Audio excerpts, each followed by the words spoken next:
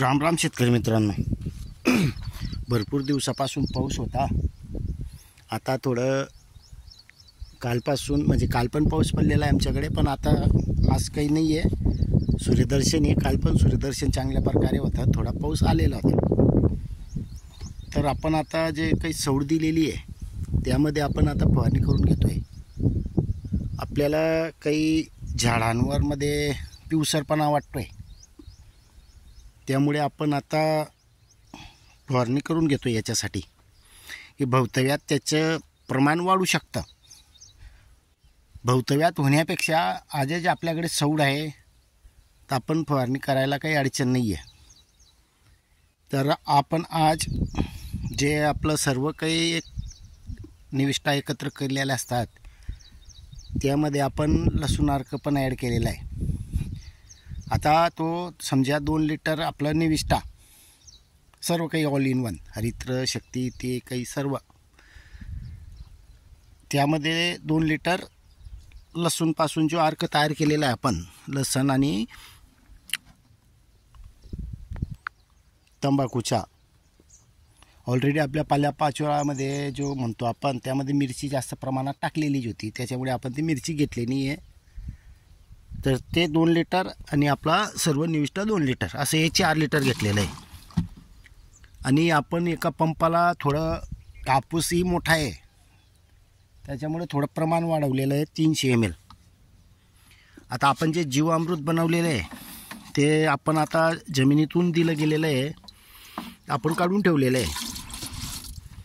हे जीवामृत आपण प्रतिपंप 500 ml घेतो. हे 500 mlचे माप आहे. हे 500 ml घेतो आहे आणि थोडंसं पिंगटपणा वाटतो आहे, कोणत्या तरी एखाद्या अशा रात असते.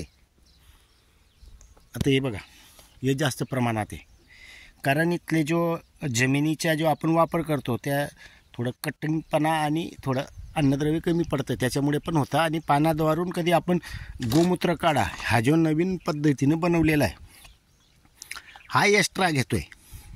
आता हे आपण 75 ml म्हणजे एका लिटरला 5 ml घेतो आहे एक्स्ट्रा.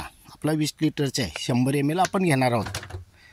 शेतकरी मित्रांनो, भरपूर शेतकऱ्यांचा हाही मोठा प्रश्न असतो की बा फुलधारणेमध्ये गोमूत्रकारा चालत नाही. पण शेतकरी मित्रांनो, आपण इतक्या वर्षापासून मी वापर करतो आहे गोमूत्राचा, तर आपल्याला त्याचे साईड इफेक्ट काही आपल्याला जाणवले नाही आहेत. आणि जाणवले असते तर आपण वापर केलाच नसता.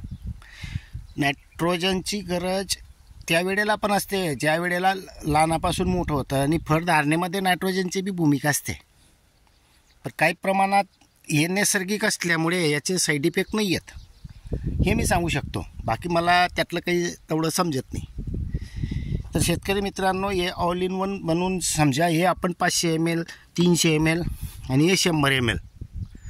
आणि ऑलरेडी शेतकरी मित्रांनो यामध्ये आपण आता जाडमीठ टाकून ठेवलेलं असतं कारण प्रतिपंप टाकायला अडचण येते, त्यामुळे आपण 200 लिटरमध्ये 1 किलो मीठ टाकून देतो आहे.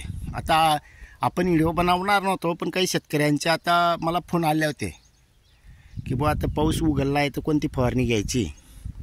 तर सगळ्यात अतिउत्तम ही फवारणी राहते. तर शेतकरी मित्रांनो याचे फायदे आपण समजू शकतो आहे कारण या घरगुती निविष्ठा असतात. घरगुती निविष्ठांमध्ये असं मला वाटत नाही की एखादा घटक नसेल, सर्व काही त्यामध्ये असतं. त्याच्यामुळे आपल्याला चांगले रिझल्ट भेटतात आणि लवकर दाखवतं रिझल्ट. ऑल इन वन बनवून ठेवलेलं असेल आणि आपलं भरपूर दिवसाचे असतं, केव्हा आता मी तर म्हणतो 1 वर्षापासून तयार केलेलं असतं. तर त्याच्यामुळे परिणाम ही चांगले भेटतात. आणि परिणाम चांगले भेटले नसतं ते कापूस असा झाला नसता किंवा आपले जे काही पिकं आहेत हे चांगले पिकं राहिले नसते.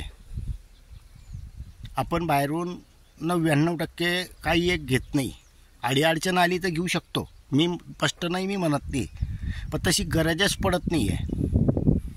तर शेतकरी मित्रांनो, ही अशी फवारणी करून घ्या, पिकांचे रक्षण करा, जमीन वाचवा.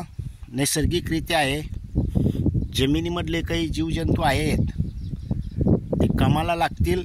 आणि रासायनिक जे आपण कीटकनाशक हे मारतो फवारणी करताना, आता इतकी हवा आहे की पूर्ण अंगावर उडतं आहे. पण आपल्या नैसर्गिक निविष्ठा असल्यामुळे आपल्याला तो काही प्रॉब्लेम येतच नाही. आणि हे फवारणी करताना जमिनीवर सुद्धा भरपूर पडतं. त्याच्यामुळे आपल्या जमिनीमध्ये सुद्धा त्याच्यात कार्य होतं असतं बुवा. फवारणी केल्यानंतर आपल्या जमिनीतून पण थोडंफार दिलं जातं आहे. तर शेतकरी मित्रांनो, अशी फवारणी करा. 100% फुलगळ हे तो जो प्रॉब्लेम येतो तो होत नाही. आणि जास्त प्रमाणात फूल असेल तर ते थोडंफार गळणारच आहे, नैसर्गिकरित्या आहे. पाऊस असो नसो, एक पावसामुळे जास्त गळतं हे मात्र मान्य आहे, कारण वातावरण खराब राहतं. त्याच्यासाठी आपण शक्तिशाली म्हणून हे जो आपण हे बनवलेलं आहे निविष्ठा, आणि त्यामध्ये गोमूत्र घेतो आहे, तर त्या प्रक्रियेमध्ये फुलगळसुद्धा कमी होते. धन्यवाद.